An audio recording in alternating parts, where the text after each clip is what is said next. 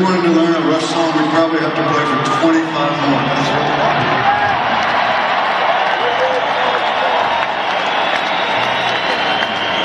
XYZ, we're about like the LMNOP era in our musical talent.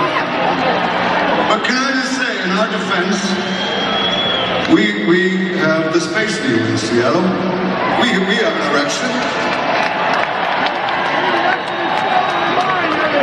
And I just want to point out, you probably know, but we're not too jealous, it's how you use it, but yes, the CN Tower is bigger than ours, so you have a bigger erection. So that's, this song was written in the area right below the Space Needle a long time ago.